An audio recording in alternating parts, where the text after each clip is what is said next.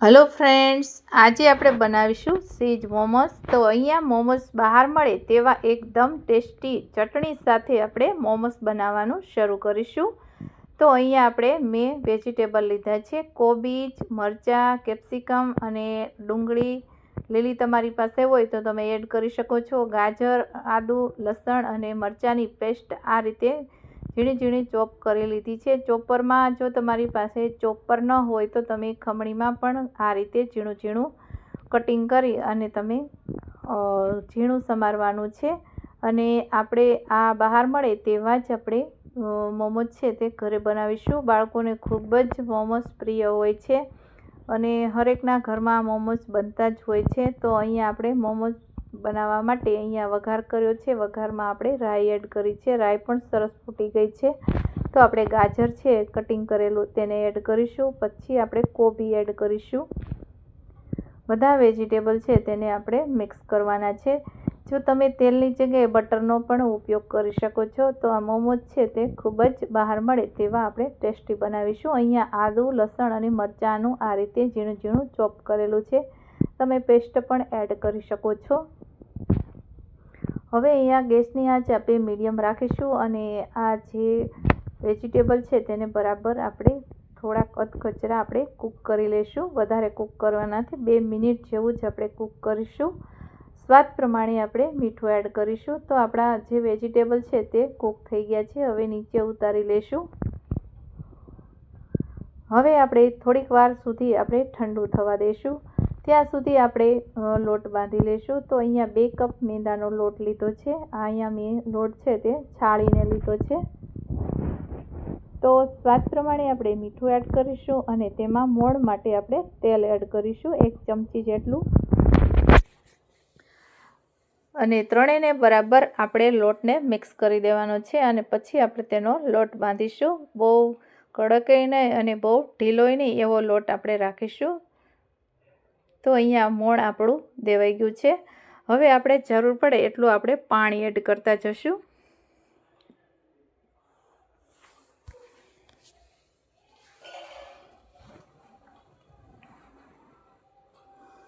તો અહીંયા આપણો લોટ એકદમ સરસ એવો બંધાઈ ગયો છે અને આ રીતે આપણે થોડીક વાર સુધી 10 મિનિટ જેવું આપણે મસળીશું। તો લોટ છે તેમાં ગાંઠા હોય તે દૂર કરીશું અને એકદમ સોફ્ટ એવો લોટ આપણે બાંધી લીધો છે, બહુ કડકય નહીં અને એકદમ ઢીલોય નહીં એવો રાખીશું, મીડિયમ।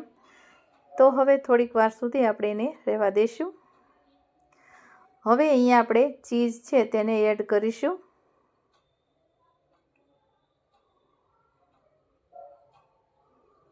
તો આનાથી ચીઝ મોમોસ ખૂબ જ ટેસ્ટી એવા બને છે।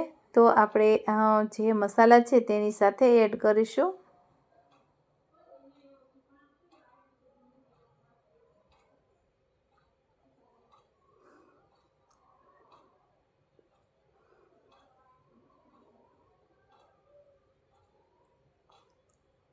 હવે અહીંયા આપણે લોટ છે તેનો આ રીતે નાના નાના લુવા કરવાના છે અને એક એક આપણે ટિક્કી બનાવી અને તેમાં મોમોસ ભરવાના છે। મસાલો થોડોક આપણે લોટ છે તે વેરીશું એટલે ચીપકશે નહીં એકબીજાની સાથે। અહીંયા હું તમને 2 રીતે મોમોસ કઈ રીતે વાળીને બનાવવા, કઈ રીતે 2 ટ્રીક બતાવીશ। તો આ પહેલી ટ્રીક છે અને આ રીતે વણી અને આપણે બનાવીશું। આમાં થોડીક તમારે વાર લાગશે અને એક બીજી પણ ટ્રીક હું તમને આગળ બતાવીશ, વિડીયોમાં સેટ સુધી બના રહેજો।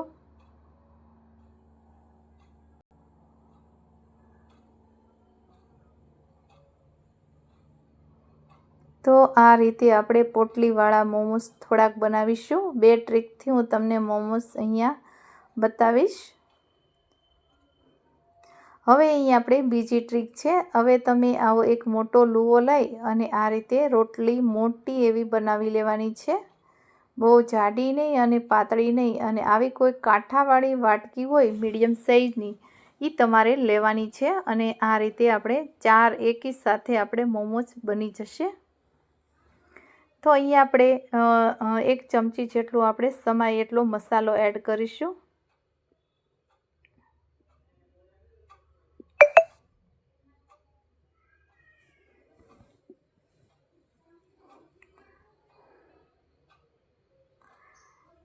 તો અહીંયા આપણા પ્લેટમાં આ રીતે તેલથી ગ્રીસ કરીશું, એટલે જે મોમોસ ચીપકશે નહીં કાઢતી વખતે.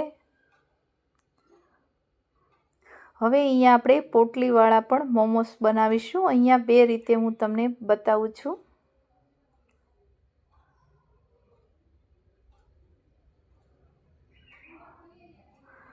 આ એકદમ સહેલી રીત છે. આ રીતે આપણે સાડીની પાટલી વાળતા હોય એ રીતે આપણે આ રીતે એક પછી એક એની વચ્ચે આ રીતે પોટલી વાળી લેવાની છે, અને ઉપરનો ભાગ વધારાનો હોય એ તમને એવું લાગે તો કાઢી નાખવાનો, ત્યારે આ રીતે રાખી દેવાનું. તો આ મોમોઝ ખૂબ જ ટેસ્ટી એવા બને છે, અને ઉપરથી આપણે બટર હું અહીંયા એડ કરું છું. બટર એડ કરવાથી મોમોઝ છે તે ખૂબ જ સોફ્ટ અને ટેસ્ટી એવા લાગશે, ખાવાની પણ મજા આવે તેવા બનશે. તો અહીંયા આપણે બધા મોમોઝ છે તેને આ રીતે બટર લગાડી દઈશું, અને પછી આપણે તેને ઉપરથી ઢાંકણ બંધ કરી દઈશું. હવે 15 મિનિટ જેવું આપણે એને થવા દઈશું. ત્યાં સુધી આપણે એક મોમોઝની ચટણી બનાવી લઈશું. અહીંયા આપણે 2 ટમેટા મીડિયમ સાઇઝના લીધા છે, તમે 3 પણ લઈ શકો છો. તો અહીંયા આપણે 3 જણા સર્વ કરે એટલી જ આપણે ચટણી બનાવીશું. અને અહીંયા લાલ મરચાં લીધા છે, પાણી પણ ગરમ થઈ ગયું છે. હવે આ ટમેટાં મરચાંને ઉકળવા દેવાનું છે. 5 થી 7 જેટલી લસણની કળી છે તેને પણ ઉકળવા દેવાની છે. જ્યાં સુધી આ ટમેટાં કૂક ન થાય ત્યાં સુધી આપણે એને થવા દઈશું, અને ગેસની આંચ મેં અહીંયા હાઈ રાખી છે. હવે 15 મિનિટ જેવા થઈ ગયા છે. તો જે આપણા ટમેટાં છે તે એકદમ સોફ્ટ એવા થઈ ગયા છે, તો તેને પ્લેટમાં કાઢી લઈશું.